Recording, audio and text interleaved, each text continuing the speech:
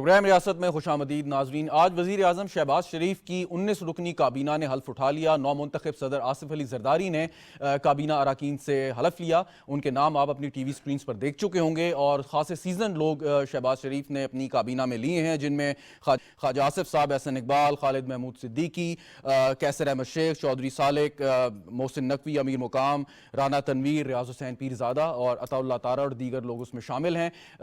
ये काबीना के जो इनके नाम हैं, इनके पोर्टफोलियोज हैं, यानी कि किस मिनिस्टर को कौन सी मिनिस्ट्री दी जाएगी, वो अभी तक सरकारी तौर पर उनकी तस्दीक नहीं हुई, अनाउंसमेंट नहीं हुई। लेकिन हमें अंदाज़ा है कि जो इस तरह मीडिया पे खबरें आ रही हैं या जो जिन की एक्सपर्टीज़ है, उस हिसाब से यकीनन मिनिस्टर्स को जिम्मेदारियां सौंपी जाएंगी। और पहले काबीना का इजलास भी मुनक्किद हुआ, जिसमें वज़ीर आज़म शहबाज शरीफ ने हिदायत की कि जम के अपना काम करें और इस चैलेंजिंग टाइम से मुल्क को निकालें।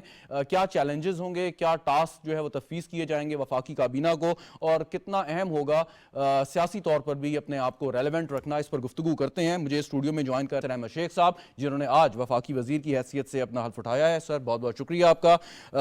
नादिर गबोल साहब, पाकिस्तान पीपल्स पार्टी के रहनुमा, भी हमारे साथ मौजूद हैं, आपका भी बहुत शुक्रिया। सना मिर्जा साहिबा तज्जियाकार हैं, वो भी हमें ज्वाइन कर रही हैं, आपका भी बहुत शुक्रिया। कैसर अहमद शेख साहब, आपसे आगाज़ करते हैं। पहले आपको मुबारक हो वफाकी वजीर का हल्फ उठाने के लिए। अभी तक कोई पोर्टफोलियो तो अनाउंसमेंट नहीं है, लेकिन अभी तक पोर्टफोलियो अनाउंस नहीं हुआ। लेकिन आपका जो एक्सपीरियंस है, तजर्बा है, आप खुद भी बिजनेसमैन है, बिजनेस कम्युनिटी के साथ, और आप चेयरमैन बराए जो कमेटी है कौमी असम्बली की, ख़जाना की, उसके सदर भी चेयरमैन भी रह चुके हैं। सो एक्सपेक्ट करते हैं कि बिजनेस या इकोनॉमी से मुताल्लिक ही कोई टास्क आपको दिया जाएगा। देखिए, तभी कोई बंदा काम कर सकता है ना जी, अगर उसके दम का, जिसमें उसका नो हाउ हो, बैकग्राउंड हो, जिसमें तजर्बा हो, तो वो मेरी कोशिश है कि बिजनेस रिलेटेड कोई पोर्टफोलियो हो, और पता चल जाएगा एक आध दिन में इंशाल्लाह। हम कोशिश करेंगे कि कॉन्फिडेंस से जो बिजनेस का है जी जी इस वक्त बड़ा लोएस्ट स्टेप पे है।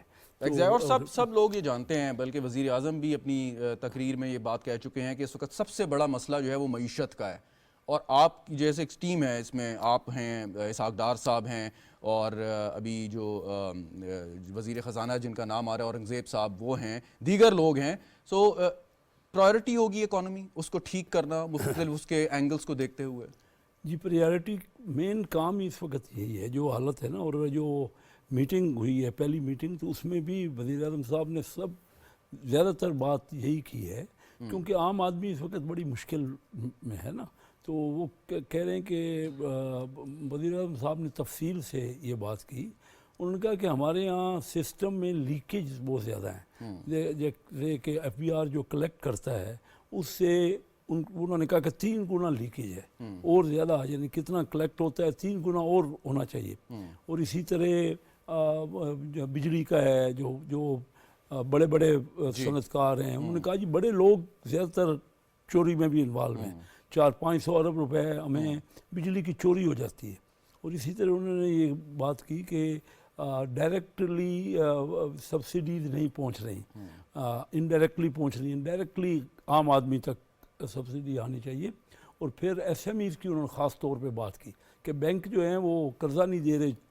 इंजन ऑफ ग्रोथ तो SMEs हैं, दरमियाने और छोटे, जो मिलियंस हमारे बिजनेसमैन हैं या एग्रीकल्चर में हैं। तो जब तक उनको सही कर्जा नहीं मिलेगा और बैंक उनको फैसिलिटेट नहीं करेंगे, तो हम कहते हैं हमारी इकानमी में पोटेंशियल तो बहुत है। ये दूसरे रीजन में बहुत आगे ग्रोथ हो रही है, 7-8%। उनके यहाँ डायरेक्ट फॉरेन इन्वेस्टमेंट आ रही है। तो हम ये मुश्किल, उन्होंने कहा चैलेंज ज़रूर है, लेकिन इम्पॉसिबल नहीं है। कोई भी काम हो, और आज ही से हम बिल्कुल कोई भी 1 घंटा भी हम ज़ाया नहीं कर सकते। हम इकानमी के ऊपर फुल फ्लेज अपनी तवज्जो देंगे और उसका हल भी निकालेंगे और बेहतरी की तरफ भी जाएंगे, और आम आदमी को महसूस होगा कि रिलीफ मिल रहा है। इकॉनमी के ऊपर 2-3 सवाल हैं, लेकिन पहले नादिर गबोल साहब आपकी तरफ आता हूँ।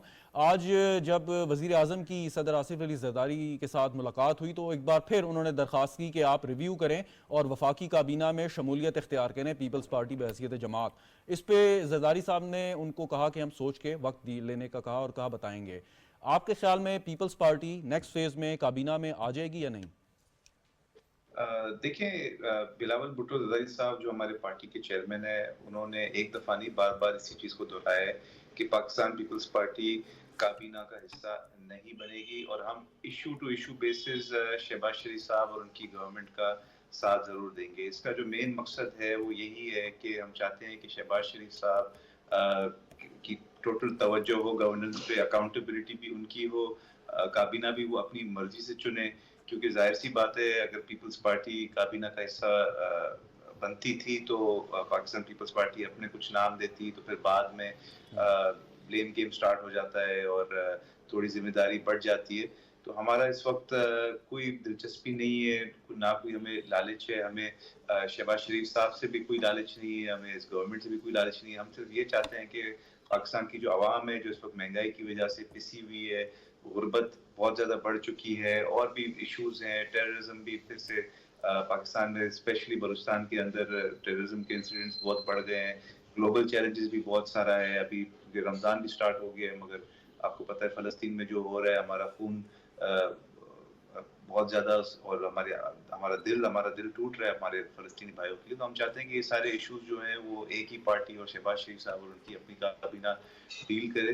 अगर हम देखें शायद 2 या 3 सालों में हो सकता है कि अगर पाकिस्तान की सिचुएशन इम्प्रूव हो जाए, महंगाई में कमी आ जाए, गुर्बत में कमी आ जाए, तो उस वक्त शायद हम अगर दोबारा से रिक्वेस्ट करें शहबाज शरीफ साहब तो हम अपना डिसीजन रिव्यू कर सकते हैं। नहीं, मगर लेकिन इस वक्त उसमें हमें उसमें जो कुछ नाकिदीन तो नहीं, में कुछ लोग जो कुछ तज्जियाकार ये बात कर रहे हैं कि देखें, ये अभी कैसर अहमद शेख साहब ने भी बात की कि ये एक बहुत चैलेंजिंग टाइम है और ये जिम्मेदारी लेने का वक्त है। अगर अच्छी सूरत हाल होगी फिर काबीना में आके तो जिम्मेदारी लेने की कोई बात नहीं होगी ना। बात तो तब है कि आप इस मौके पे आएँ और जो आपकी एक्सपर्टीज़ हैं, आपकी स्किल्स हैं, या आप समझते हैं ऐसे लोग हैं जो कंट्रीब्यूट कर सकते हैं, वो करें इस वक्त। देखें, इसमें सबसे बड़ा इशू ये है कि जो पाकिस्तान पीपल्स पार्टी का जो मंशूर है और पाकिस्तान पीपल्स पार्टी की जो फिलॉसफी है वो नून लीग से अलग है, काफी फर्क है। पाकिस्तान पीपल्स पार्टी आप समझे एक प्रोग्रेसिव सेंटर लेफ्ट जमात है जो समझती है कि बुनियादी सहूलियात हुकूमत का जिम्मेदारी होता है और हुकूमत जो है बेसिकली माँ तो का 16 माह में भी तो मंशूर तकरीबन यही थे ना सर, उसमें भी तो आप साथ देखिए बैठे थे। उस वक्त जो है हम बहुत ज्यादा आपस में हमारी जो कॉज था वो बहुत ज्यादा मिला हुआ था आपस में। उस वक्त हमने गवर्नमेंट हटाई थी डेमोक्रेटिक तरीके से, नो कॉन्फिडेंस का वोट लाया था, तो उसमें ज्यादा जरूरी था कि हम गवर्नमेंट को ऑन भी करते और ठीक, गवर्नमेंट का सही। एक्सेप्ट करते। और अभी इतनी कोई प्रेसिंग रीजन नहीं है और वही वाली बात है कि हमारी फिलोसफी अलग है, हमारा मंशूर अलग है, इनका ठीक, मंशूर ठीक। अलग है। अगर हम कैबिनेट का हिस्सा बनेंगे तो बहुत ज्यादा इख्तलाफात राइटली सो। मैं एक सवाल और है, लेकिन पहले सना मिर्ज़ा साहिबा, अभी हल्फ उठा लिया वफाकी काबीना ने, आसिफ अली जरदारी साहब सदर मुंतखब हो गए हैं। पाकिस्तान तहरीक इंसाफ उस तरीके से प्रोटेस्ट या एहतजाज नहीं कर रही जो माजी में हमने देखा। वो सिस्टम के अंदर रहना चाह रहे हैं, पार्लियामान के अंदर, असम्बलियों के अंदर, जो भी उनकी रिजर्वेशन है उसके समेत।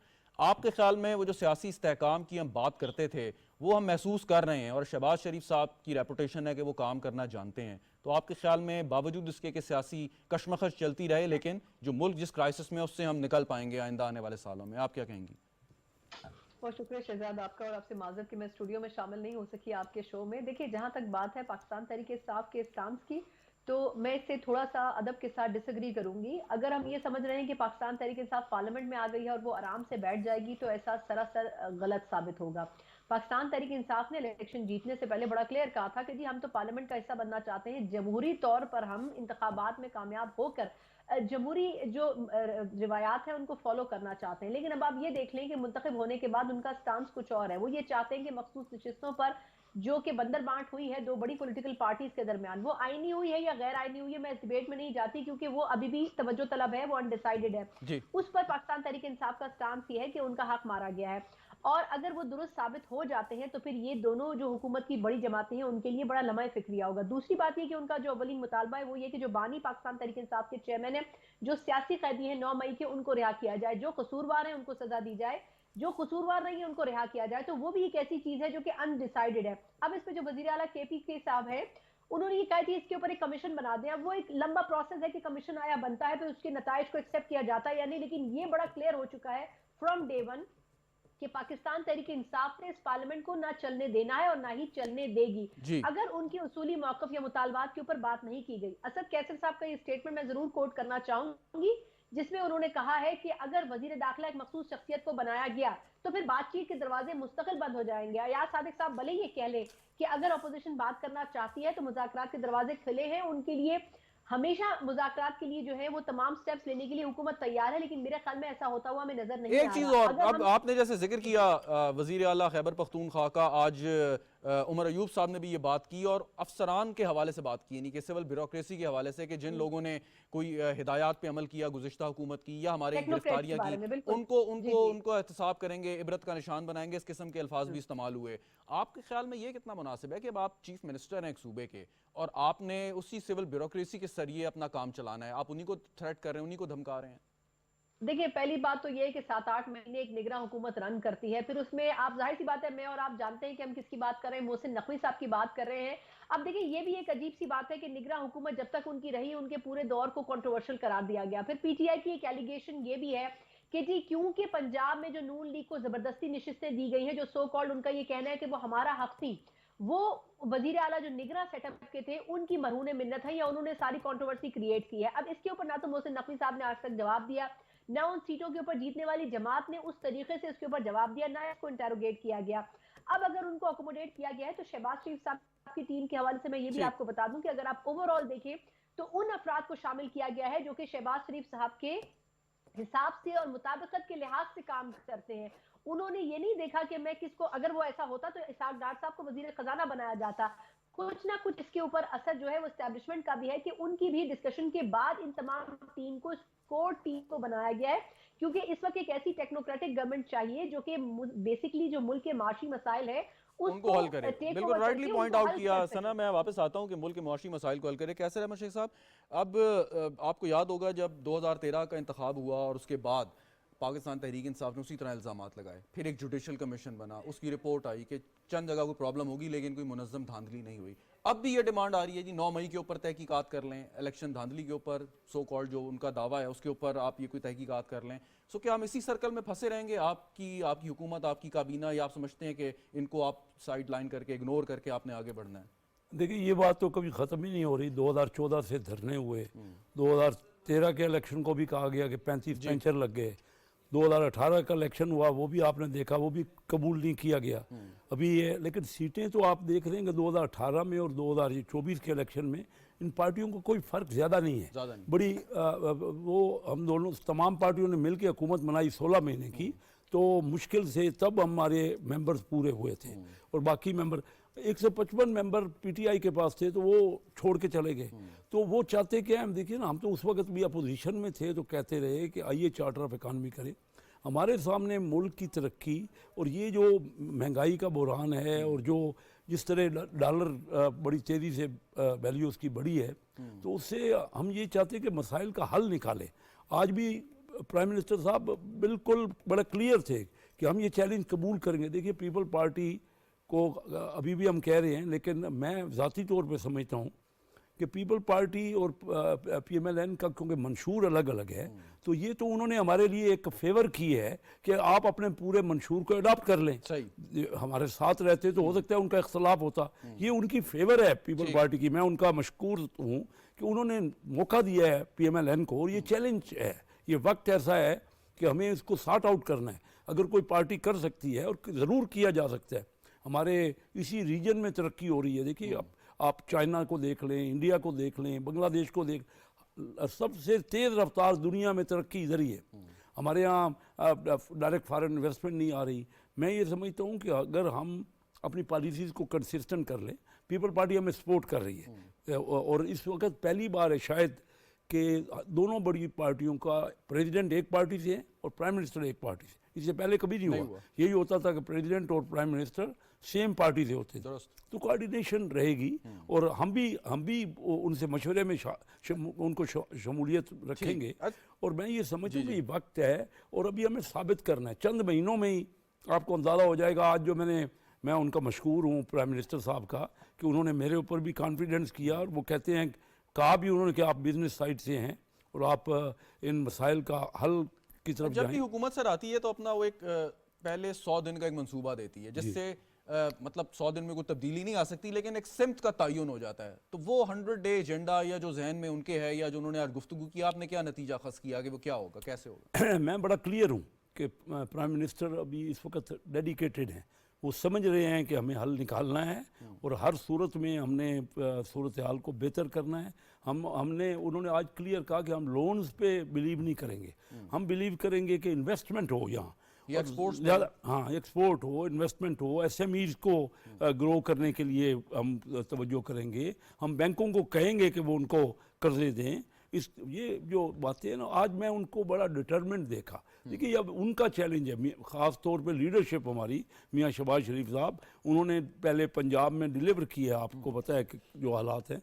अब मैं ये समझता हूँ कि अब दोबारा मौका नहीं आएगा ये, और चंद महीनों में ही हमारी डायरेक्शन क्लियर होगी और हम बिल्कुल वादे हैं। और ये जो आप पीटीआई की बात कर रहे हैं ना, मैं नहीं समझता कि पीटीआई भी ज़्यादा, उसको कुछ रिजल्ट उसमें नहीं मिलना ना। वो अगर असम्बली में आके एक ऐसी कंस्ट्रक्टिव बातें करें, अगर वो वावेला करते रहेंगे तो आइंदा फिर लोग कहेंगे ना कि ये तरक्की में रुकावट। आपने दूसरी दफ़ा ये एसएमईज का जिक्र किया और बैंकों को हिदायत जारी होंगी according to prime minister's wishes या उनकी प्लान के मुताबिक कि वो लोन दें। लेकिन प्रॉब्लम ये है कि आप जिस शख्स से बात करें जो कारोबार से मुंसलिक है, वो कहते हैं जी 22% पे हम कर्ज लेके बैंक से लोन लेके कैसे कारोबार करें। ये सबसे बड़ा मसला है जिसकी वजह से वो बड़े प्रोजेक्ट पे हाथ नहीं डाल रहे, और ये बड़ा चैलेंज शायद आपके लिए भी हो।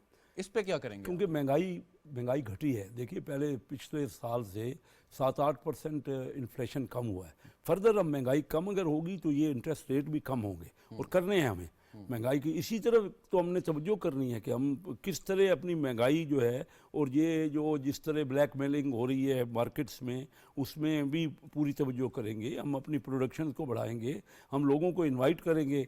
देखिए असल बात तो ये है कि प्रोडक्शन हमारी बढ़ेगी, हमारी इंडस्ट्री फुल फ्लेज, इस वक्त प्रॉब्लम है इंडस्ट्री को, उन्हीं के साथ तो बैठ के मामलात को देखना है कि ग्रोथ कैसे हो। अगले 5 साल का आप असेंबली के पास मैंडेट है, आपकी हुकूमत अगले 5 साल में अगर ये 22% की जो ये फिगर है इंटरेस्ट रेट की, आप कहाँ समझते हैं कि ये कहाँ होनी चाहिए जब आप हुकूमत छोड़ के जा रहे हो और अगले इलेक्शन की तैयारी कर रहे हो? अगले टारगेट कुछ होगा अगले 5 साल में? देखिए 10-12% से ज़्यादा वाला जो इंटरेस्ट रेट है उस पर ग्रोथ मतलब टारगेट आप ये रखेंगे कि 10-12% तक ग्रेजुअली होगा, एकदम। तो 5 साल आपने कहा तो मैं 5 साल का ध्यान रख रहा हूँ कि ये हम 22 से 12 पे ले जाएंगे तो तब तो इंडस्ट्री यहाँ डेवलप होगी ना ज़्यादा। और उसके साथ साथ जब ये इन्फ्लेशन घटेगा ना तो फिर ये बैंक रेट भी घटेगा और महंगाई घटेगी ना। महंगाई के ऊपर हम बड़ा ज़्यादा जोर दे रहे हैं, लोग बिलबिला रहे हैं इस वक्त। एग्जैक्टली सबसे ज़्यादा तकलीफ तो कल वो से है। रमज़ानुल मुबारक का महीना भी शुरू होने वाला है तो लोगों को और ज़्यादा प्रॉब्लम है। चोरी हो रही है ना जी, जो बिजली की और जो गैस की और सारा, तो सबसे ज़्यादा एम्फेसिस उसके ऊपर है। मैं इस पे आपसे वापस आके सवाल करता हूँ। नादिर कबूल साहब, अब सदर जरदारी को दुनिया भर से पैगामात आए मुबारकबाद के, और ख़ास तौर पे ईरान और चीन, हमारे दो हमसाया ममालिक। जरदारी साहब अगरचे सदर हैं, उनका एग्जेक्टिव डिसीजन में और हुकूमती मामलात में उस तरीके से अमल दखल नहीं होगा, लेकिन वो एक डिफरेंट टाइप ऑफ प्रेसिडेंट हैं। सियासी असर और रसूख भी रखते हैं नून लीग के साथ, अच्छी इक्वेशन भी है उनकी, और फ़ॉरन जो हमारी दोस्त ममालिक हैं उनके साथ भी अच्छी इक्वेशन है। अपने इस किरदार को वो कैसे अदा करेंगे, ख़ास तौर पर मईशत के मामले में? जी बिल्कुल, आपने सही फरमाया कि वो एक डिफरेंट टाइप ऑफ प्रेसिडेंट पहले भी रह चुके हैं, अभी भी रहेंगे। पहले भी उन्होंने मईशत के ऊपर बहुत ज़्यादा कंट्रीब्यूट किया था जब पहले वो प्रेसिडेंट थे, चाहे एनएफसी अवार्ड हो, चाहे आगाज़ हकूक़ बलूचिस्तान हो। अभी भी क्योंकि उनके पास एग्जीक्यूटिव पावर नहीं है, मगर जिस तरह ऑलरेडी ये डिस्कस हो चुका है इसी प्रोग्राम में और पहले भी, कि Pakistan people's party issue to issue basis budget के ऊपर भी वोट देगी, और भी जो डिफरेंट बिल्स होंगे उसमें भी अगर वोट मांगेगी इस वक्त की हुकूमत, मियां शहबाज शरीफ साहब की हुकूमत, तो हम इशू टू इशू बेसिस अपना वोट देंगे। तो इस वजह से एक जाहिर सी बात है हमारा एक से तो होगा गवर्नमेंट डिसीजन मेकिंग में और गवर्नेंस में। और आसिफ जरदारी साहब सिर्फ प्रेसिडेंट नहीं है, वो पाकिस्तान पीपल्स पार्टी के को चेयरमैन भी है और जो पार्लियामेंट्री जो पार्टी है उसके प्रेसिडेंट भी है। तो जाहिर सी बात है कि जितने भी हमारे वोट्स हैं पार्लियामेंट के अंदर, वो तभी हम देंगे गवर्नमेंट को या गवर्नमेंट की किसी कानून साजी को, जब वो हमारी जो हमारा मंशूर है, क्योंकि हमारा मंशूर यही है कि गरीब तक, जो बिल्कुल जो निचला तबका है, मजदूर, किसान, उन तक हमने मैक्सिमम बेनिफिट पहुंचाना है। तो कोशिश यही होगी कि जैसे लेकिन माजी अब में तो भी आपने एक फ्री हैंड दिया ना पाकिस्तान मुस्लिम लीग नवाज को, जिसके लिए कैसर साहब मशहूर भी हैं पीपल्स पार्टी के, कि वो अपने हिकमत अमली, अपने जहन के मुताबिक, अपने मंशूर के मुताबिक वो फैसला करें। हो सकता है उनका जो फैसला हो वो 360 डिग्री ऑपोजिट हो पीपल्स पार्टी के मंशूर से, लेकिन आपने क्योंकि उनको ये कमिटमेंट दी है तो आपको तो ऑनर करना पड़ेगा जो भी फैसला वो हुकूमत करती है। जी, कमिटमेंट हमने उनको ये दी थी कि हम उनको प्राइम मिनिस्टर बनाएंगे। हमने ये कमिटमेंट नहीं की थी कि हम खामोश बैठेंगे पार्लियामेंट में और फ्री हैंड देंगे। फ्री हैंड तो हमने कभी भी नहीं कहा। जितनी भी पार्लियामेंट के अंदर, चाहे बजट अभी बहुत करीब है, 2 महीने 3 महीने बाद बजट भी पेश होना है, उसमें भी अगर वो हमसे वोट्स मांगेंगे तो हम ऐसे तो उनको वोट नहीं देंगे ना। अगर वो हम देखेंगे कि आवाम तक कोई फायदा नहीं पहुंच रहा, आवाम के जो माशी मुश्किलात हैं, महंगाई जो है, अगर उसमें कमी नहीं आ रही, ऐसे कोई इकदाम नहीं उठाए हैं गवर्नमेंट ने, तो हम उनको वोट नहीं देंगे और अपने डेमोक्रेटिक तरीके से प्रेशर भी डालेंगे उन पे। और ये सिलसिला चलता रहेगा अगले 4-5 साल। और इसी वजह से बिलावल साहब ने कहा था कि हमारा जो सपोर्ट है वो प्राइम मिनिस्टर बनाने तक तो अनकंडीशनल है, मगर उसके बाद गवर्नमेंट को सपोर्ट जो हम देंगे कंडीशनल सपोर्ट होगा। Very right. सना मिर्जा साहिबा, अब जरदारी साहब सदर हैं, शहबाज शरीफ साहब वजीर आजम हैं, वर्किंग रिलेशनशिप आप कैसी देख रही हैं आइंदा आने वाले महीनों और सालों में? नहीं, पहले तो मुझे थोड़ा सा मौका दीजिएगा। मैं हैरान हूँ, ये किस पाकिस्तान की बात हो रही है जहाँ के ऊपर 19% से ऊपर आपका इंटरेस्ट रेट पिछले 1 साल से कायम है, जहाँ पर महंगाई, ये अभी 2 दिन पहले की जो हफ्तावार महंगाई की रिपोर्ट थी उसमें तकरीबन 32% के ऊपर आपकी ओवरऑल महंगाई खड़ी है। पिछले एक हफ्ते में 1.1% इंक्रीज हुआ है महंगाई में। तो मुझे तो समझ नहीं आ रहा, वैसे कैसे शेख साहब की मैं बड़ी रिस्पेक्ट करती हूँ, बड़े हलीम बड़े मिलनसार शख्सियत है, लेकिन रियलिटी इससे मुख्तलिफ है। वो शुक्रगुजार क्यों है भाई पाकिस्तान पीपल्स पार्टी के? सबको पता है कि पाकिस्तान पीपल्स पार्टी ने पीटीआई से पहले बात की थी कि आए मिलकर हुकूमत बनाते हैं। जब उन दोनों जमातों का कोई पैचअप नहीं हो सका तो उसके बाद जाहिर सी बात है पाकिस्तान पीपल्स पार्टी और नून लीग एक पेज पर आ गए। तो इसमें जाहिर सी बात है कि दोनों पॉलिटिकल पार्टीज का स्टेक है, इसमें कोई दो राय नहीं है कि शहबाज शरीफ साहब की खुद ख्वाहिश थी कि पाकिस्तान पीपल्स पार्टी उनके साथ हो, नवाज शरीफ साहब की भी थी, लेकिन पीपल्स पार्टी की पहली तरजीह जो थी वो पाकिस्तान तहरीक इंसाफ थी, मुस्लिम लीग नून नहीं थी। इसमें थोड़ी सी क्लैरिटी होनी बड़ी जरूरी है। दूसरी बात यह है कि ये भी दुरुस्त है कि जरदारी साहब अगर सदारती कुर्सी के ऊपर आकर बैठ गए हैं तो शायद शहबाज शरीफ साहब सुकून की नींद सो सकेंगे, क्योंकि एक बड़ी पॉलिटिकल पार्टी भले तीसरे नंबर पर रही हो इलेक्शन में, लेकिन अगर वो मुफाहिमत के बादशाह कंसिडर किए जाते हैं तो वो अपनी सदारती कुर्सी और अपना टेन्योर जो है उसको 5 साल पूरा करने की पूरी कोशिश करेंगे। और ऐसे में शहबाज शरीफ साहब की गवर्नमेंट जो बड़ी मुश्किल से इन इश्यूज को मद्देनजर रखते हुए, एक ऑपोजिशन को मद्देनजर रखते हुए कायम है, वो अपने 5 साल पूरे कर सकती है। इसके ऊपर भी एक बहुत बड़ा क्वेश्चन मार्क है कि आया वो 5 साल पूरे भी कर सकेगी या नहीं, क्योंकि एक थ्योरी ये गर्दिश कर रही है कि सूबाई हुकूमत अपनी जगह कायम रहेंगी, सिर्फ वफाकी हुकूमत को डिसमिस किया जा सकता है। एक थ्योरी ये भी काम कर रही है कि हो सकता है सना मिर्जा साहिबा, लेकिन इट्स टू अर्ली टू से, अभी तो खैर आज पहला दिन है, वफाकी काबीना ने हल्फ उठाया है, तो अब थ्योरीज तो चलती रहती हैं। थ्योरी तो ये भी थी कि इलेक्शन नहीं होंगे, सिस्टम ऐसे ही चलता रहेगा। देखिए, थ्योरीज तो पाकिस्तान तहरीक इंसाफ किस तरह लाई गई थी, उनकी थ्योरीज भी थी ना। 2018 में वो थ्योरीज एग्जीक्यूट हो गई। 2024 के इलेक्शन से 6 महीने पहले से प्रेडिक्ट किया जा रहा था कि हंग पार्लियामेंट होगी जी, किसी एक जमात को 2/3 अक्सरियत तो दूर की बात है, सिंपल मेजोरिटी भी नहीं मिलेगी। मुझे ये बताएं वो थ्योरीज कहां स्टैंड करती थी और क्या वाकई वैसा साबित नहीं हुआ? मैं ये नहीं कहती कि नून लीग को चुराया हुआ मैंडेट दिया गया है, लेकिन हमें ये मानना पड़ेगा कि जिस तरह इलेक्शन कंडक्ट किए जाते हैं उन इलेक्शंस के ऊपर बड़े सवालात होते हैं। नून लीग जनरली जिन निश्चितों पर भी जीती है उनके ऊपर भी, उन निश्चितों को भी पाकिस्तान तहरीक इंसाफ कंट्रोवर्शियल कर चुकी है। पाकिस्तान पीपल्स पार्टी अलग रोना रो रही है, मुत्तहिदा कौमी मूवमेंट कह रही थी हमारा mandate people's party. Don't you think it's time to move on? आगे बढ़ने का वक्त है। नहीं, आगे बढ़ने का वक्त है, लेकिन मेरा ख्याल ये है कि एक बात जो इसमें सारी पॉलिटिकल पार्टीज को समझनी चाहिए कि जमहूरी सिस्टम को डीरेल नहीं होने देना चाहिए। और ये भी समझने की जरूरत है कि अगर आपने चैलेंजेस को आपने ओवरकम नहीं किया तो तमाम पॉलिटिकल पार्टी सिर्फ गुफ्तगू करती रह जाएंगी और ये तमाम का तमाम सिस्टम जो है ये लपेट दिया जाएगा। तो आई थिंक ये बड़ा अंडरस्टैंड करना जरूरी है कि पाकिस्तान के कोर इश्यूज क्या हैं। Very right, very right. एक वक्फा लेते हैं नाज़रीन, वक्फे के बाद गुफ्तगू सिलसिले को आगे बढ़ाएंगे, साथ रहिएगा।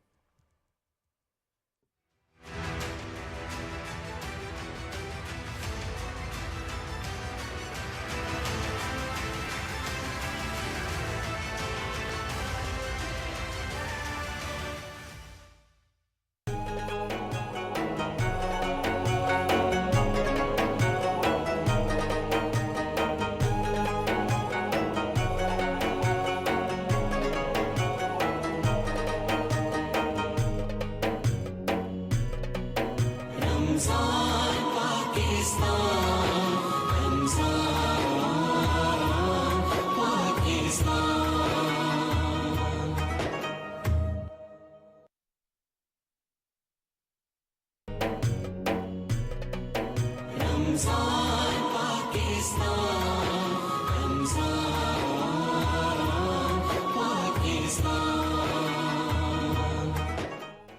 के इस बाबरकत और रहमतों वाले महीने में हम पेश कर रहे हैं आपके लिए खसूसी ट्रांसमिशन रमज़ान पाकिस्तान।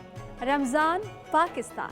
हम करेंगे बात रमज़ान की अज़मत, हुर्मत और फजीलत पर, जिसमें होंगे शामिल सब्र क़नात और तकवा के मौज़ूआत। आगाह रखेंगे आपको हिफ्ज़ान सेहत के असूल और दीगर मसाइल से। रमज़ान के रूह परवर अय्याम में देखना न भूलिएगा खुसूसी ट्रांसमिशन रमज़ान पाकिस्तान।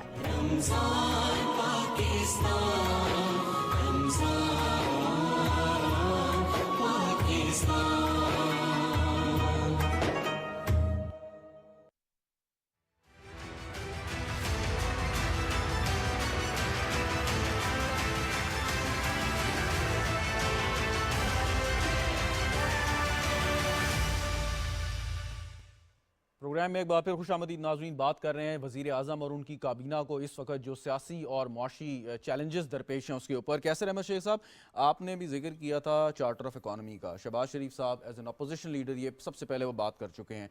बार बार एक क्वेश्चन होता है कि अगर एक सियासी जमात या उनके मेंबरान इस चीज़ में दिलचस्पी नहीं ले रहे, सो खाली वो जमात नहीं है, दीगर जमातें हैं, पीपल्स पार्टी है, MQM है, आप उनके साथ क्यों नहीं कर लेते एक अंडरस्टैंडिंग और ये चीज़ स्टैब्लिश हो जाए? किसी ने बाद में शामिल होना था, वो आप लोगों को किसने रोका है? ये उस वक्त तो उनकी हुकूमत थी ना, तो वो बड़े इम्पॉर्टेंट थे। हुकूमत वाले के बगैर तो नहीं हो सकती थी ना। तो आपका बड़ा दुरुस्त सवाल है। देखिए, मैं आपको बताऊं कि ये झगड़ा कर कर के देख लिया और लोगों ने ये देखा कि उससे मामलात दिगर गुम हो गए। बहुत हो गया। अब ये जिसका ये ख्याल है ना कि ये स्टेबिलिटी नहीं रहेगी, मैं उससे बड़ा डिफ़र करता हूँ। मैंने माहौल देखा है असम्बली के अंदर, पीपल पार्टी का भी, और अपने वो हमारे कोलीग है वहाँ पे असम्बली में, हमारे साथ हैं, और वो भी पूरा डिटरमेंड है कि वो हमें बैकिंग करेंगे।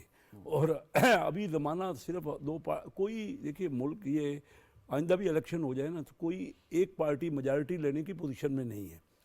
पार्टियों को मिल के अपनी मुफाहमत करके करना पड़ेगा। और जरदारी साहब तो मुफाहमत के आपको पता है चैम्पियन है वो, माशाल्लाह। और मैं ये समझता हूँ कि अभी देखिए ना SIFC बनी, जो स्पेशल इन्वेस्टमेंट फैसिलिटेशन काउंसिल, तो इसमें इस्टेब्लिशमेंट भी शामिल है। इस्टेब्लिशमेंट का भी ये कंफर्म हमें सामने आइडिया हो रहा है कि वो भी चाह रहे हैं कि अब जो आपस में इख्तलाफात हैं इसको किसी तरीके से दूर किया जाए। और उनकी भी ख्वाहिश होगी कि पाकिस्तान आगे नहीं बढ़ा। अब हमारा वो स्टेज आ गया है कि मेक और ब्रेक है। इससे आगे हमारे पास सकत ही नहीं है कि इतने कर्जे हम लेते जाएं और उसका जो इंटरेस्ट है वो ही हम भर नहीं सक रहे। सिर्फ हमारे पास इतना भी नहीं है कि हम जो अपनी तनख्वाहें दे सकें। तो अभी रियलाइज़ हो गई है। अभी अगर PTI हमें काम नहीं करने देगी ना, देखिए उनका राइट है असूली तौर पे असम्बली में अपना मशवरा देना, अपनी बातचीत, अगर लेकिन वो ज़्यादा टसल करेंगे तो मैं समझता हूँ अपने वोट बैंक को नुकसान पहुँचाएंगे। क्योंकि इस वक्त तो लोग तकालीफ में हैं और कोई भी उनको जो उनकी तकालीफ की खमियादा उसको कम करने की कोशिश करेगा, उसको सपोर्ट करेंगे। और पीपल पार्टी हमें जो वक्त दे रही है, देखिए कल को हो सकता है कि कोलिशन गवर्नमेंट कोई बने, उसमें भी पीपल पार्टी को हम आगे कर दें। कल को नए इलेक्शनों में कभी देखिए ना, जब कोऑर्डिनेशन होता है दो पार्टियों का, क्योंकि कोई एक पार्टी मेजॉरिटी में कभी भी मैं नहीं देख रहा कि अगले इलेक्शनों में भी। तो आज अगर उन्होंने हमें लेकिन मौका इसमें दिया, एक बात जो हुई है कि आप यानी कि जो इस वक्त ट्रेजरी बेंचेस पे जमातें बैठी हैं, उन्होंने 2/3 अक्सरियत हासिल कर ली है ऐवान के अंदर। और कुछ ऐसे मामलात हैं जो बिजनेस कम्युनिटी या मईशत से भी मुताल्लिक हैं और उससे गवर्नेंस से भी मुताल्लिक है। मिसाल के तौर पे नैब या जो अकाउंटेबिलिटी का मैकेनिज्म है, इसको ख़त्म करने या इसको ठीक करने की बात हो रही है। इसके लिए आपको 2/3 अक्सरियत चाहिए। बल्दियाती निज़ाम का एक इशू है जो गवर्नेंस का बहुत बड़ा, आपकी एक अंडरस्टैंडिंग हुई है मुत्तहिदा कौमी मूवमेंट के साथ, पीपल्स पार्टी भी यकीनन इस हक़ में होगी। उसके ऊपर कितना जल्दी आप समझते हैं काम शुरू हो जाएगा? मैं समझता हूँ हर पॉलिसी पे बहुत जल्दी काम करना पड़ेगा। टाइम हमारे पास नहीं है। ये जैसे आपने कहा ना कि नैब ने जो कुछ किया उससे फ़ायदा क्या हुआ, मुझे बताइए कि नैब ने कितना वसूल कर लिया। और नुकसान ये हुआ कि हर लेवल पे लोगों ने काम करना छोड़ दिया। बाहर से पैसा ही यहाँ पाकिस्तान में नहीं आया। आज इंडिया में 80 बिलियन से ज़्यादा की एक साल में इन्वेस्टमेंट हो रही है और हमारे यहाँ 1.75 बिलियन है।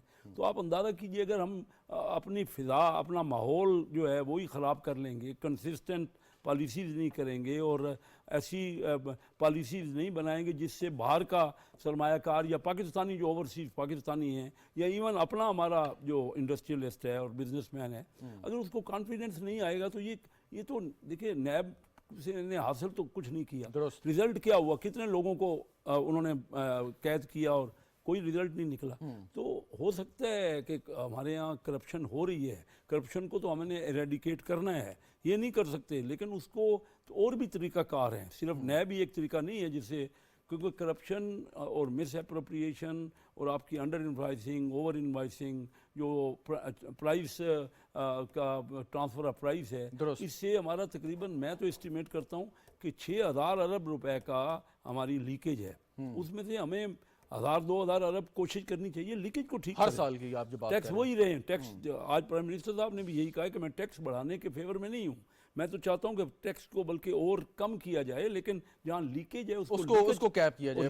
ये बड़ा अहम बात है। जी इस पे दोबारा मैं आपसे बात करूंगा। नादिर के बोल साहब, ये जो एक टास्क है या एक जो चैलेंज है वो मकामी हुकूमतों को एम्पावर करने का भी है। अगरचे कराची जैसे बड़े शहर में आपकी हुकूमत है, लेकिन फिर भी आप पे इल्ज़ाम लगता है कि आप उस तरीके से हुकूमतों को एम्पावर करने के हक़ में नहीं हैं, या होना अगर करते तो पिछले 2008 से सिंध में आप हुकूमत कर रहे हैं। क्वेश्चन इज़ कि अब अगर ऐसा कोई एजेंडा आइटम आता है ऐवान में, तो पीपल्स पार्टी कहाँ पे खड़ी होगी? क्या आप इसे सपोर्ट करेंगे या आपकी कोई और राय होगी एज अ पॉलिटिकल पार्टी? बिल्कुल, जो डिस्कशन हमारी चल रही थी, आपने सवाल भी किया था कि आसिफ जरदारी साहब की कंट्रीब्यूशन क्या थी, और मैंने पॉइंट आउट भी किया था कि प्रोविंशियल ऑटोनॉमी, चाहे एनएफसी अवार्ड हो, चाहे आगाज हकूक़ बलूचिस्तान हो, ये सब पाकिस्तान पीपल्स पार्टी और आसिफ जरदारी साहब की देन है। और अभी भी हमारा यही कोशिश है, अभी जो सिंध में स्पेशली जो लोकल गवर्नमेंट एक्ट हमने इंट्रोड्यूस किया था रिसेंटली, उसके बाद हमने यूसी लेवल तक हमने लोकल गवर्नमेंट्स को भी एम्पावर किए, टैक्स कलेक्शन भी यूसी लेवल तक हमने जिम्मेदारी दी है। और हमारे और स्पेशली नाउ जब कराची, आपने राइटली पॉइंट आउट किया कि पाकिस्तान को पूरे चलाता है, और हमने वहाँ के मेयर को एम्पावर करने की कोशिश की भी और किया भी है। मेयर भी हमारे फर्स्ट अच्छा, लेकिन ठीक हो गया, आपने पावर किया, इस पे भी बड़े तहफ़्फ़ुज़ात हैं, या जिन जिन एरियाज़ में आपने पावर नहीं किया, मिसाल के तौर पे जो बड़े मेगा प्रोजेक्ट्स हैं, कराची हो या कोई और शहर हो, मकामी हुकूमतों के ज़रिए नहीं होने चाहिए, या आप समझते हैं कि उनकी अभी इतनी कैपेसिटी नहीं है? कैपेसिटी की भी बात एक हद तक सही है, दूसरी बात फंड्स की अवेलेबिलिटी, रिसोर्सेज की ये अवेलेबिलिटी तो भी है। देखें, वफाकी हुकूमत ने सूबाई और सूबाई ने मकामी हुकूमतों को देने, इस पे तो कोई प्रॉब्लम हो ही नहीं सकती। नहीं, देखें, अगर फॉर एग्जांपल मेगा प्रोजेक्ट की आप बात करें तो कराची के लिए स्पेशली पाकिस्तान पीपल्स पार्टी का एक विजन है कि हमने कराची के अंदर वो वाटर डिसैलिनेशन प्लांट लगाने के लिए, कराची एक कोस्टल सिटी और पानी की किल्लत भी बहुत ज़्यादा है, तो इतने लार्ज स्केल का जो प्रोजेक्ट है, हम नहीं समझते कि इस वक्त कैपेसिटी लोकल गवर्नमेंट या केएमसी जो पूरा कराची चलाती है उसके पास है। उसके लिए जाहिर सी बात है सिंध गवर्नमेंट के, मैं तो समझता हूँ फेडरल गवर्नमेंट को भी इन्वॉल्व होना पड़ेगा, because it's a large dam के लेवल का एक समझे एक प्रोजेक्ट है वो। तो इस तरह के जो बड़े मेजर प्रोजेक्ट्स है उसमें ना सिर्फ सूबाई हुकूमत बल्कि वफाकी हुकूमत की भी जिम्मेदारी होनी भी चाहिए और कंट्रीब्यूशन भी होनी चाहिए। बाकी जो इंफ्रास्ट्रक्चर के काम, वो एम्पावरमेंट की बात कहाँ गई? अब ये different tiers of government involve हो जाएंगे इसमें। ये ओवर टाइम होगा ना, अब ये ओवरनाइट तो नहीं हो सकता। आप सही फरमा रहे हैं, हमारी हुकूमत 2008 से अगर आप ऑनवर्ड देखें, या चलें 18वीं तरमीम के बाद से आप देख लें, 2010 ऑनवर्ड देख लें, 14 साल में अगर कैपेसिटी बिल्ड नहीं हुई, और वो कहते हैं इसी वजह से नहीं हुई कि आपने टाइमली एम्पावर नहीं किया। नहीं, हमारा बिल्कुल अभी गोल है, आपके सवाल का मैं यही जवाब देना चाहूँगा। गोल हमारा यही कि कराची को इतना एम्पावर करना चाहिए जो वो डिजर्व करता है न्यूयॉर्क और लंदन के लेवल पे, बिकॉज कराची इतना ही बड़ा शहर है जितना न्यूयॉर्क और लंदन हो जाए। और पाकिस्तान के लिहाज से तो स्पेशली यहाँ पे वो मोर देन 60% ऑफ पाकिस्तान का रेवेन्यू कलेक्ट करके देती है, तो कराची को तो स्पेशली एम्पावर्ड होना चाहिए। बाकी शहरों को भी आस्ते आस्ते फॉलो सूट करना चाहिए, लाहौर हो या इस्लामाबाद। सना मिर्ज़ा साहिबा, इसी पे अगर सवाल कर लूँ कि ये जो मकामी हुकूमतों को ताकत देनी है, उनको एम्पावर करना है, आपके ख्याल में ये हो पाएगा? क्योंकि बातें तो यही गर्दिश करती हैं कि जो सूबाई हुकूमत है वो मकामी हुकूमत को इख्तियार नहीं देना चाहती है, हालांकि 18वीं तरमीम के जरिए सूबाई हुकूमतों ने मुकम्मल इख्तियार ले लिया है, NSC अवार्ड के तहत जो है वो उनको पैसे भी मिल रहे हैं, लेकिन वो आगे जो डेलीगेशन ऑफ पावर है उस पर वो शायद बिलीव नहीं करते लोग। देखिए, मेरा ख्याल है कि ये एक ऐसा अफसोसनाक पहलू है जिस पे सियासी जमातों को खुद भी सोचना चाहिए। ये भी एक हमारा अलमिया रहा है कि आमराना अदवार जब रहे हैं तो उसमें लोकल गवर्नमेंट्स को, बल्दियाती सिस्टम को ज़्यादा मजबूत किया गया, लेकिन जब जमहूरी हुकूमतें आई तो उनकी ये तरजीह नहीं रही। इस मरतबा अगर मैं सिर्फ इस वक्त की बात करूं तो आई थिंक खुद इस वक्त की गवर्नमेंट के लिए जो मुत्तहदा कौमी मूवमेंट से एग्रीमेंट किया गया है सो कॉल्ड, उसमें ये एक बड़ी अव्वलीन शर्त है कि जो लोकल गवर्नमेंट्स हैं और ये पूरा सिस्टम है बल्दियाती, इसको मजबूत करने के साथ साथ इंडिपेंडेंट भी करने की कोशिश की जाए। और आई थिंक अगर ये नहीं कर सकी इस वक्त की हुकूमत तो शायद मुत्तहदा कौमी मूवमेंट अपनी पोजीशन को तब्दील कर लेगी। तो आई थिंक ये कोई बुरा फैसला नहीं है। अगर ये होता है तो ये बेहतर है, क्योंकि देखिए जो भी है इवेंचुअली सूबाई असेंबली या कौमी असेंबली के जो मेंबरान होते हैं वो इसमें एक बड़ी रुकावट बनते हैं। मैं सबकी बात नहीं कर रही हूँ, लेकिन इन जनरल एक परसेप्शन ये है कि उनकी तरफ से इस चीज को इनकरेज नहीं किया जाता, जिसकी वजह से सियासी जमातें जो हैं वो मजबूर होती हैं और इस सिस्टम को हमेशा हमेशा पस से पुश डाला गया है। आपको याद होगा जो पिछली मरतबा भी बल्दियाती इलेक्शन हुए थे वो मुख्तलिफ सूबों में मुख्तलिफ गवर्नमेंट थी, लेकिन किसी की तरफ से भी इनिशिएटिव नहीं लिया गया। खुद हुकूमतों ने डिले करने की कोशिश की। ये जो पाकिस्तान तहरीक इंसाफ इतनी बातें करती है, खुद इनके अपने सूबे में इतनी डिलेड इलेक्शंस कंटेस्ट करवाए गए। तो आई थिंक ये समझने की जरूरत है कि अगर हम आवाम के मफाद में फैसले करेंगे जो प्रैक्टिकली मुश्किल नजर आता है तो इसका जो दूर असरात है वो बहुत बेहतर होंगे। और आई थिंक अगर ये नहीं हो सका तो फिर आई थिंक मुत्तहदा कौमी मूवमेंट को एज अ पार्टनर आप लूज कर सकते हैं, जो आई थिंक ये इस वक्त की हुकूमत की कोशिश और ख्वाहिश दोनों नहीं होगी। Very right. कैसर अहमद शेख साहब, ये जो मकामी हुकूमतों का मामला है इस पे एक अंडरस्टैंडिंग आपकी तो है MQM के साथ, लेकिन इशू एक और भी है कि जब आप खुद पार्लियामेंटेरियन हैं, मेंबर कौमी असम्बली हैं, जब एक सवाबदीदी फंड्स मिलते हैं, अगरचे वो भले वो सूबाई हुकूमतों के तहत या मकामी हुकूमतों के तहत आपके हल्के में लगें, लेकिन आपके ख्याल में ये सिलसिला जब तक चलता रहेगा तो वो ट्रू एम्पावरमेंट नहीं होगी? मतलब ये आप दुरुस्त कह रहे हैं, इसमें कोई शक नहीं है। मैं देख रहा हूँ कि अब ये जो पीरियड है ना, इसमें ड्रास्टिक चेंजेस होंगे तमाम चीज़ों में, क्योंकि वो सिस्टम हमारा कामयाब नहीं हुआ, हमने अभी तक रिजल्ट नहीं निकाला। और ये एक मौका मिला है हमें, दोबारा नए इलेक्शन हुए हैं, पहला 100 दिन या 6 महीने या 1 साल बड़ा इंपॉर्टेंट। आप देखेंगे तब्दीली, खासी तब्दीलियाँ होंगी तमाम चीज़ों में। लेकिन वो जो बल्दियाती सिस्टम है उसमें बड़े बड़े शहरों को तो फंड मिल जाते हैं। मैं खुद चनियोट से मेरा तल्लक है, मुझे पता है कि चनियोट को तो वो फंड नहीं मिलता उस तनासब से जो बड़े शहरों को मिलता है। ये हम नहीं कह रहे कि उतना मिले, हमें तनासब से तो मिले ना। हमारे यहाँ स्कूल, कॉलेज, हॉस्पिटल, हमारी रोड, इसी तरह सिंध में, मैं कराची में रहता हूँ, कराची वाले ये बात जायज़ करते हैं कि उनको पूरा एक बहुत बड़ा शहर है, 10% पाकिस्तान की आबादी कराची में है। और ये जिस तरह दुनिया के बड़े शहरों में निज़ाम चलता है उस किस्म का निज़ाम करना पड़ेगा, ये मेरा ज़ाती राय है। अच्छा, एक चीज़ और कि मुस्लिम लीग नवाज पे तनकीद होती है कि आप चंद मखसूस पॉकेट्स में ज़्यादा तवज्जो देते हैं डेवलपमेंट के हवाले से। आपके ख्याल में तनासुब से, जैसे चिनियोट आपका शहर है, अब ये पॉलिसी नहीं होनी चाहिए हुकूमत की कि जहाँ फंड ज़रूरी हैं वहाँ ज़्यादा लगे, चाहे वो पसमानदा इलाका है, जितना भी दूर दराज इलाका है, या नहीं? नहीं, बिल्कुल होनी चाहिए और इसको रियलाइज़ कर लिया गया है। देखें ना, बलूचिस्तान है जिसमें सबसे ज़्यादा तवज्जो हमारी बलूचिस्तान पे है कि वहाँ पे मिनरल्स हैं, वहाँ पे हम काफ़ी, वहाँ पे तेल की अपॉर्चुनिटीज़ हैं निकलने की, गैस हो सकती है और बहुत बड़ा ट्रिलियंस ऑफ डॉलर्स की मैं ये समझता हूँ कि हमारे पास वो रिसोर्सेज हैं, उनको हम करें ना, एक्सप्लॉइट करें। हमारा मुल्क तो एक बहुत ही ऐसा मुल्क है जहाँ पे रिसोर्सेज है हमारे पास, अभी तक हमने वो पोटेंशियल नहीं किया ना। और अब ये जो हमारी हुकूमतें ना, पीछे 2% ग्रोथ, जब आपकी आबादी 2.5% बढ़ रही हो तो पर कैपिटा भी आप और गरीब होते चले जा रहे हैं। और वो अब मैं ये आज को जो मैंने प्राइम मिनिस्टर साहब का मूड देखा है, जो मैंने उनकी बातें सुनी हैं, मैंने ये देखा है कि वो बिल्कुल ऑल टुगेदर अपना अंदाज डिफरेंट, वो समझ रहे हैं कि उसके बगैर अब गुजारा नहीं है। हमें कोई जो भी ड्रास्टिक जो है ना इसमें तब्दीलियाँ, बेहतर रिफॉर्म्स। एक चीज़ जो आपने कहा कि कैप करेंगे नुकसानात को, अखराजात को कम करने की भी बात की जा रही है, आज वज़ीर आला पंजाब ने भी ये बात की, और ये शायद मुस्लिम लीग नवाज की हुकूमतें जो माजी में आई हैं उसकी मुख्तसर तरीन काबीना है। सो इसका साइज़ के हवाले से कोई बात की है कि क्या इतना ही रखा जाएगा या कोई इजाफा नहीं होगा जैसे पहले? नहीं, आज साइज की बात तो नहीं हुई, लेकिन आप खुद में जैसे कह रहे हैं कि मुख्तसर काबीना है, तो इसका मतलब कुछ ना कुछ रियलाइजेशन उसमें आई ना। आज बात पर्टिकुलर साइज पे नहीं हुई कैबिनेट पे, लेकिन हमारी तवज्जो सिर्फ ये है, ज़्यादा देखिए एक्सपेंसेस भी अपनी जगह पे कर्टेन होनी चाहिए, लेकिन ज़्यादा तवज्जो रेवेन्यू बढ़ाने पे है। हम समझते हैं हमारा पोटेंशियल बहुत ज़्यादा है, यानी 9% हम जीडीपी का ले रहे हैं, तो हम समझते हैं कि ये 15% तक जा सकता है, और वो बढ़ाना पड़ेगा तभी। देखिए ना, और आमदनी बढ़ेगी, ये पीपल पार्टी भी इसमें क्या इख्तलाफ करेगी। अगर आमदनी बढ़ेगी तो सूबों को भी ज़्यादा मिलेंगे, हर एक को ज़्यादा अपॉर्चुनिटीज़ मिलेंगी।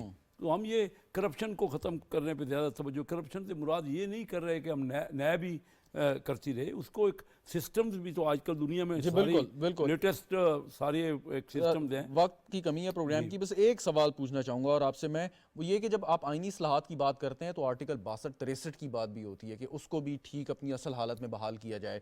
अब आप पार्लियामेंटेरियन हैं, 2018 में इस तरह भी हुआ कि रिटर्निंग ऑफिसर ने चारकुल और कुरान पाक की सूरतें भी जो है वो जो उम्मीदवार हैं उनसे सुनी और कहा कि ये बताया जाए। ये यकीनन आगाही होनी चाहिए, लेकिन ये दीन या ईमान जो है एक पर्सनल मामला है शख्स का अपने मालिक के साथ।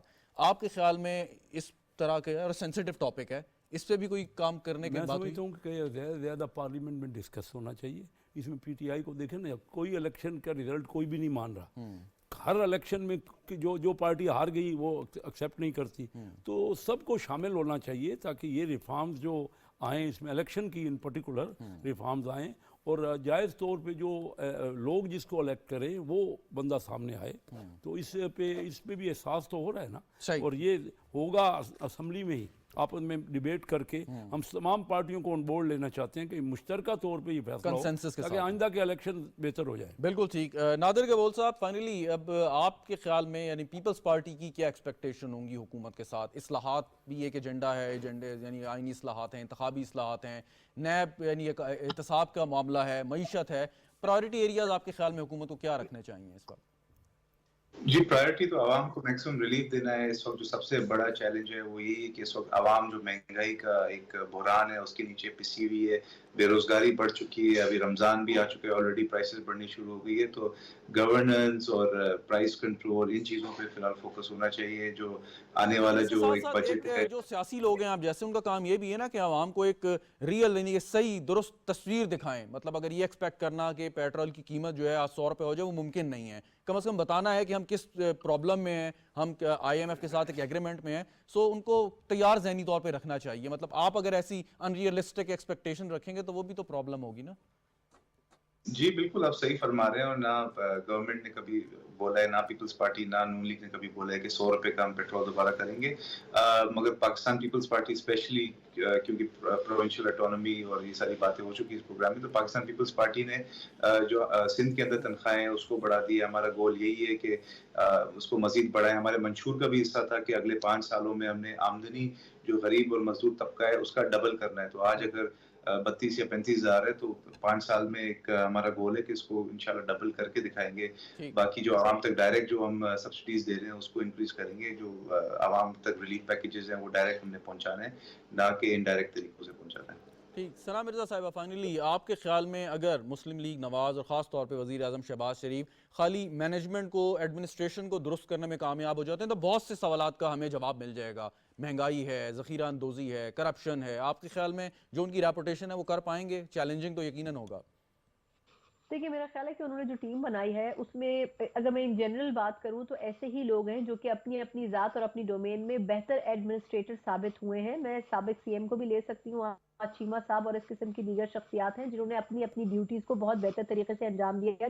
तो आई थिंक शहबाज शरीफ साहब को काम लेना भी आता है और खुद काम करना भी आता है। वो ऐसे प्राइम मिनिस्टर नहीं है जो कि दूसरों के ऊपर रिलाय करें, वो खुद भी फ्रंट फुट पर खेलते हैं। तो तनकीद अपनी जगह, लेकिन बहैसियत एडमिनिस्ट्रेटर उन्होंने हमेशा अपने रूल को मनवाया है।